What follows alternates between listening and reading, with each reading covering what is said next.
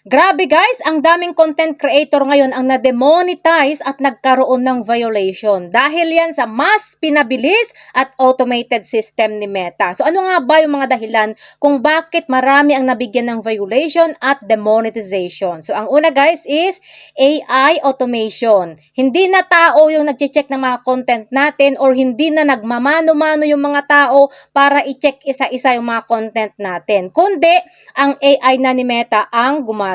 Pangalawa, context blindness. Minsan, hindi nagigets ng AI ni Meta yung mga joke natin. So, for example, kahit simpleng asaran nyo lang ng mga kaibigan mo, kapag hindi niya nagigets, automatic na bibigyan ka na niya ng violation. O di kaya, hindi niya naiintindihan yung mga sarili nating salita. So, for example, yung mga Ilocano, yung mga Bisaya, yung mga Bicolano, Kapampangan, at kung ano-ano pa.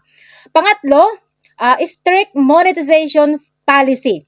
Mas mahigpit ang AI ni Meta doon sa mga profile account na naka-turn on ang professional mode at sa mga Facebook page na ang gusto dito kay Meta is kumita. At talagang chine-check ng AI ni Meta guys ng maayos yung mga post natin ngayon at kahit pa yung mga lumang post natin years ago. At ang karaniwang dahilan kung bakit marami ang nagkaroon ng violation is yung unoriginal content. Yan ay yung pag-upload ng mga video na hindi sa'yo or hindi ikaw yung may sariling gawa. Pang-apat, copyright music. Ito naman ay yung paggamit ng mga music ng walang pahintulot or yung mga music na may copyright claim or yung mga copyright issue. Panglima, community standard. Ito naman guys ay yung mga salitang akala natin ay normal lang pero sa mata pala ng AI ni Meta is bullying na pala yan or di kaya hate speech na pala ang mga yan. Pang-anim, engagement bait. Ito naman guys, yung mga caption or yung mga content na nanghihingi ng like, ng comment or shares, kapalit ng pera, star, Gcash at kung ano-ano pa.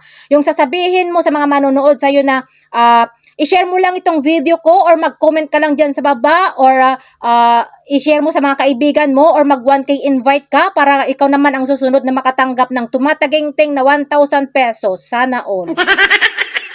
So para maiwasan natin guys yung mga ganitong pangyayari, palaging i-check ang status ng account ninyo. Yung recommendation or yung monetization status mo. Pero kung sa tingin mo naman ay may violation yung mga ibang lumang post mo or may mga sensitibong salita or talagang alanganin yung content na yon, much better kung i-delete mo na lang ito bago pa makita ng AI ni Meta.